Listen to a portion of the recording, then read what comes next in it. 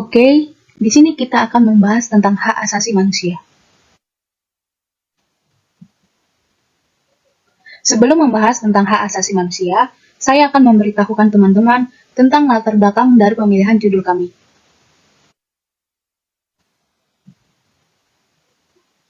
Latar belakang dari pemilihan judul yang kami gunakan yaitu konsep lingkungan rumah HAM ini diharapkan mampu menyelesaikan persoalan pelanggaran HAM di masyarakat yang kompleks dan multidimensi pada sudrajat tahun 2011. DSR atau Sekolah Ramah HAM, Pendidikan HAM atau Human Rights Education dikembangkan sebagai muatan pelajaran yang diajarkan dengan menerapkan atau mempraktikkan nilai-nilai HAM di lingkungan masyarakat.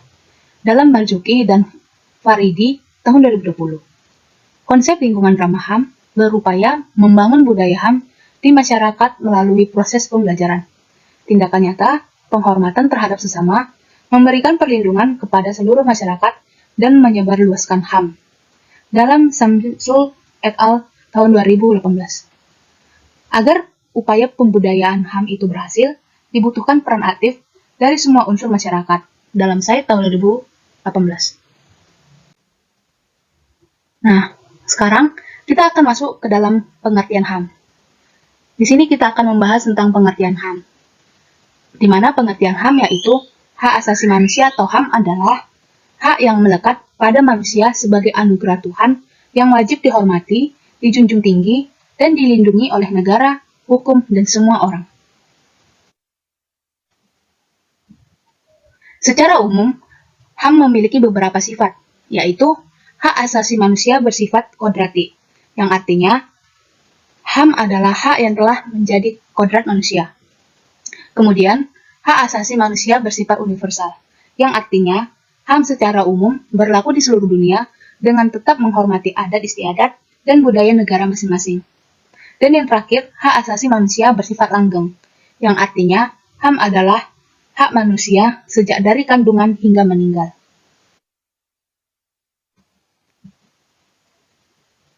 Manusia memiliki hak yang tidak dapat dikurangi dalam keadaan apapun, yaitu hak untuk hidup, hak untuk tidak disiksa, hak kemerdekaan pikiran dan hati nurani, hak beragama, hak tidak diperbudak, hak untuk diakui sebagai pribadi di hadapan hukum, dan hak untuk tidak dituntut atas dasar hukum yang berlaku surut. Hak-hak itu adalah hak yang tidak dapat dikurangi dalam keadaan apapun. Ada pula hak-hak yang boleh dikurangi atau dibatasi pemenuhannya oleh negara-negara pihak, yaitu hak atas hak berorganisasi dan hak atas kebebasan menyatakan pendapat atau berekspresi. Pada hari Selasa, 8 Februari 2022, terjadi kekerasan yang dilakukan aparat kepolisian terhadap warga Desa Wadas, Kecamatan Bener, Kabupaten Purworejo di Jawa Tengah. Kekerasan itu terjadi ketika ratusan aparat gabungan Polri dan TNI mendatangi Desa Wadas. Ini diketahui setelah Komnas HAM menerjunkan tim ke Desa Wadas guna menggali keterangan dan mencari fakta terkait insiden yang berujung pada penangkapan puluhan warga Desa Wadas. Kekerasan yang dilakukan aparat seperti ada warga yang ditendang bagian kaki, punggung, dan dipukul di bagian kepala. Selain kekerasan, beberapa warga juga belum kembali ke rumahnya. Banyak warga Wadas, usia dewasa dan anak yang mengalami trauma, dan kejadian tersebut berdampak pada hubungan antar warga desa. Kejadian tersebut terjadi karena adanya kerenggangan hubungan antara warga yang setuju dan yang menolak pembangunan bendungan. Mendapati fakta bahwa kerenggangan sosial antara warga yang setuju dan menolak penambangan batuan andesit. Kedatangan aparat untuk mendampingi 70 petugas Badan Pertahanan Nasional dan Dinas Pertanian yang melaksanakan pengukuran tanah. Adapun kegiatan pengukuran tanah itu berkaitan dengan pembebasan lahan untuk keperluan proyek pembangunan bendungan Bener di wilayah tersebut. Proyek tersebut membutuhkan pasukan batuan andesit untuk material pembangunan. Oleh karena itu, kebutuhan batu andesit itu diambil dari Desa Wadas. Sebagian warga setuju membebaskan lahan mereka, tetapi sebagian lainnya menolak. Warga menolak karena khawatir penambangan batu andesit berakibat pada rusaknya sumber mata air Wadas. Tragedi pelanggaran HAM di Kanjuruhan. Tragedi Kanjuruhan yang terjadi pada hari Sabtu, 1 Oktober 2022, malam usai pertandingan lanjutan BRI Liga 1 antara Arema FC dan Persebaya Surabaya. Peristiwa itu menewaskan 135 orang dan melukai ratusan korban lainnya. Tragedi terjadi ketika supporter berdesak-desakan hendak keluar karena panik menghindari tembakan gas air mata dari aparat. Terdapat sistem keamanan yang menyalahi aturan PSSI dan FIFA dengan pelibatan kepolisian dan TNI. Sistem keamanan itu antara lain masuknya gas air mata serta penembakan, penggunaan simbol-simbol yang dilarang, dan fasilitas kendaraan termasuk barakuda. Penyidikan yang dilakukan Polda Jatim telah menetapkan 6 tersangka yang terdiri atas 3 sipil dan 3 polisi. Pihak Komisi Nasional Hak Asasi Manusia menyatakan terdapat pelanggaran HAM dalam tragedi Kanjuruhan tersebut. Komisioner Komnas HAM, Choirul Anam, mengatakan tragedi Kanjuruhan terjadi karena tata kelola yang tidak menghormati keselamatan dan keamanan dalam penyelenggaraan pertandingan sepak bola. Anam mengatakan ada 7 pelanggaran HAM yang terjadi dalam peristiwa tersebut. Salah satunya tindakan yang berlebihan atau excessive use of force, yakni dengan adanya penembakan gas air mata.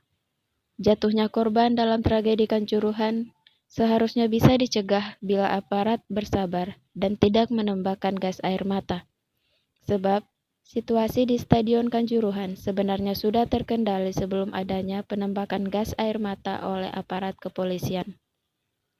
Namun faktanya, aparat justru menembakkan gas air mata dengan jumlah yang tidak sedikit, yakni 45 tembakan. Hal ini dianggap berlebihan oleh Komnas HAM. Penembakan gas air mata menurut Anam bukan hanya bertujuan untuk membubarkan massa, melainkan juga mengejar penonton karena diarahkan ke tribun stadion. Anam menegaskan tindakan tersebut bukan hanya melanggar prosedur standar dalam pengamanan pertandingan, melainkan juga pelanggaran pidana.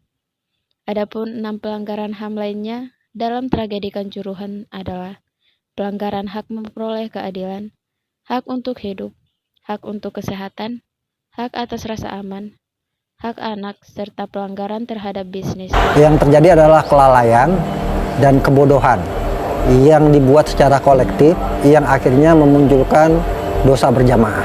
Jadi ada 2 hal. Demi meraih keuntungan, mengorbankan nyawa. Yang pertama demi keuntungan rating, ya kan? Kemudian demi keuntungan pendapatan tiket. Akhirnya kemudian menafikan atau setidaknya meniadakan dalam tanda kutip ya faktor keamanan dan keselamatan supporter. Ini yang kemudian harus menjadi pelajaran besar buat sepak bola kita. Uang bukan segala-galanya. 1 nyawa sangat mahal untuk sepak bola. Artinya apa? Bahwa tidak boleh lagi ada korban nyawa. Panpel maupun kemudian PSSI dan LIB jangan berpikir soal uang. Bahwa keselamatan dan keamanan itu yang prioritas di sepak bola Indonesia. Dan ini harus menjadi komitmen bersama ke depannya. Seluruh stakeholder sepak bola Indonesia tidak boleh lagi ada orang yang meninggal karena sepak bola. Karena sepak bola itu hiburan bukan kuburan.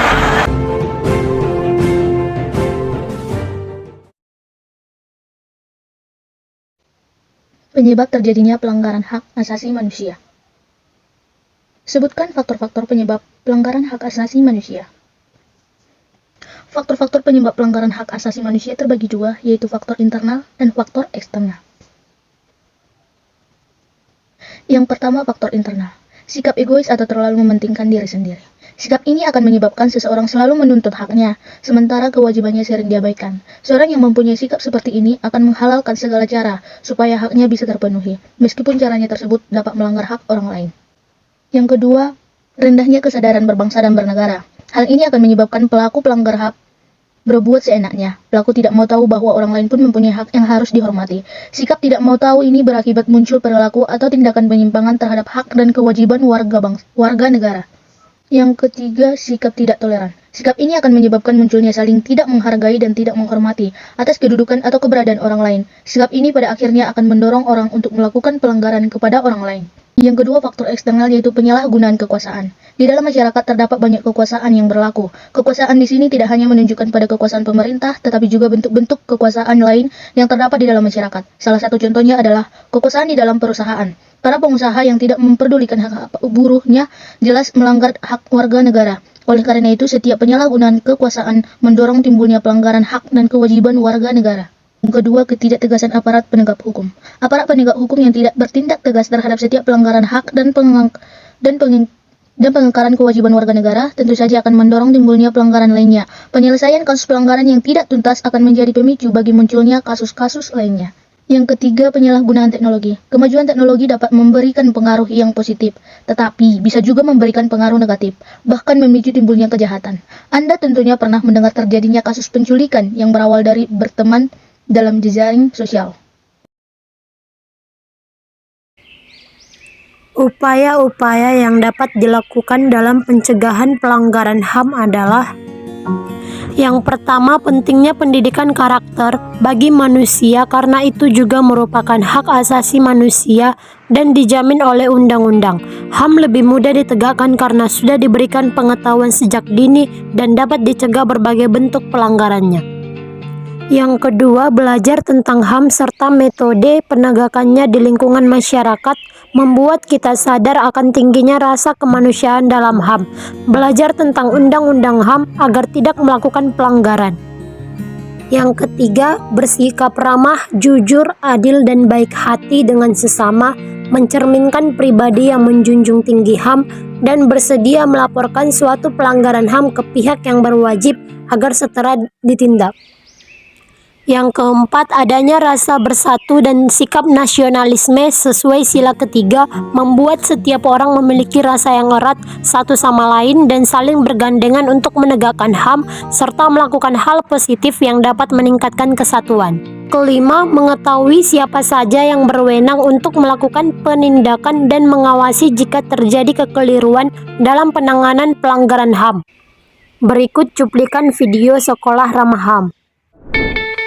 Kami ingin mendapatkan pendidikan berkualitas dengan suasana belajar yang aman dan nyaman, di mana semua warga sekolah melaksanakan hak dan kewajibannya masing-masing dengan menjunjung tinggi nilai dan prinsip HAM. Suasana belajar yang menyenangkan bukan hanya dipengaruhi oleh keadaan lingkungan di dalam sekolah saja, namun juga termasuk lingkungan di sekitar sekolah dan di rumah. Kami ingin ada program yang dapat menyentuh semua unsur di sekolah, mulai dari area kebijakan hingga area fisik, dan yang dapat merubah sikap kita semua menjadi lebih baik.